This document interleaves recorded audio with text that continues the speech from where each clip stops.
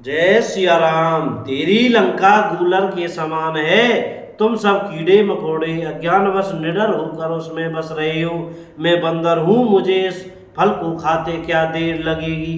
पर उदार कृपालु श्री रामचंद्र जी ने वैसी आज्ञा नहीं दी। अंगद जी कहने लगे, रावण से कह रहे, बीच सभा में ठोक कर कह रहे, भैया रुकने वाले नहीं है, क्योंकि प्रभु श्री राम जी के दूत जो ठहरे। अंगद की युक्ति सुनकर रावण मुस्कुराया और बोला, अरे मूर्ख, बहुत झूठ बोलना तूने कहाँ सीखा। बाली ने तो कभी ऐसा गाल नहीं मारा। जान पड़ता है तू तपस्वियों से मिलकर लबार हो गया है। अंगद ने कहा, अरे 20 भुजा वाले, यदि तेरी 10 जीभें मैंने नहीं उखाड़ ली तो सचमुच मैं लबार ही हूँ।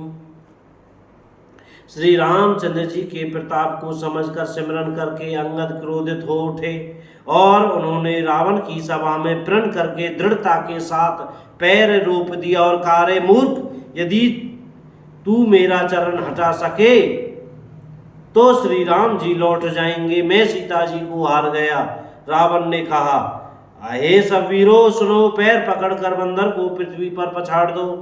इंद्रजीत, मेघनाथ आदि अनेकों बलवान योद्धा जहां तहां से हर्षित होकर उठे। वे पूरे बल से बहुत से उपाय करके झपटते हैं, पैर पर पैर टलता नहीं। तब सिर नीचा करके फिर अपने अपने स्थान पर जा बैठ जाते हैं। काकभूषणी जी कहते हैं, हे देवताओं के शत्रु राक्षस, फिर उठकर झपटते हैं, परंतु हे सर्पों के शत्रु गरुड़ जी, अंगद का चरण उनसे वैसे ही नहीं टलता जैसे कुयोगी विषयी पुरुष मोह रूपी वृक्ष को नहीं उखाड़ सकते।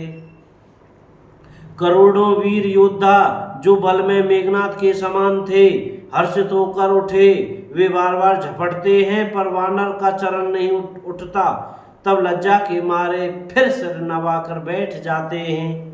जैसे करोड़ों विघ्न आने पर भी संत का मन नीति को नहीं छोड़ता, वैसे ही वानर अंगद का चरण पृथ्वी को नहीं छोड़ता। यह देखकर शत्रु रावण का मद दूर हो गया। अंगद का बल देखकर सब हृदय में हार गए। तब अंगद ने ललकारने पर रावण स्वयं उठा। जब वह अंगद का चरण पकड़ने लगा तब बाली कुमार अंगद ने कहा, मेरा चरण पकड़ने से तेरा बचाव नहीं होगा। गहत चरण कह बाली कुमारा, मम पद गहे न तूर उबारा। और अरे मूर्ख, तू जाकर श्री राम जी के चरण क्यों नहीं पकड़ता। गह सिन राम चरण सठ जाई, सुनत फेरा मन मन अति सकुचाई। यह सुनकर वह मन में बहुत ही सकुचा कर लौट गया।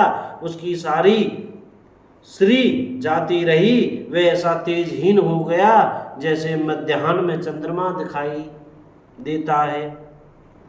वह सिर नीचा करके सिंहासन पर जा बैठा, मानो सारी संपत्ति गवा कर बैठा हो। श्री रामचंद्र जी जगत भर के आत्मा प्राणों के स्वामी हैं, उनसे विमुख रहने वाला शांति कैसे पा सकता है। शिव जी कहते हैं, हे उमा, जिन श्री रामचंद्र जी के भ्रुकुटी विलास भवों के सारे से विश्व उत्पन्न होता है और फिर नाश को प्राप्त होता है, जो तृण को वज्र और वज्र को तृण तिनके के समान बना देते हैं, अत्यंत निर्बल को महान प्रबल और महान प्रबल को अत्यंत निर्बल कर देते हैं, उनके दूत का प्रण कहो कैसे टल सकता है। बोलो जय सिया राम, बोलो राजा रामचंद्र की जय हो, श्री हनुमान जी महाराज की जय, चमेली वन धाम की जय हो, अयोध्या धाम की जय, वृंदावन धाम की जय, सब संत महात्मा की जय, अपने अपने गुरु महाराज की जय। सीताराम। भैया बोलने पढ़ने में कहने में सुनने में भैया हमसे कोई बार बार गलती हो रही हो तो कृपया क्षमा करते रहिएगा। और मुख से सीताराम सीताराम, राधे श्याम बोलते रहिएगा भैया। जय राम जी की।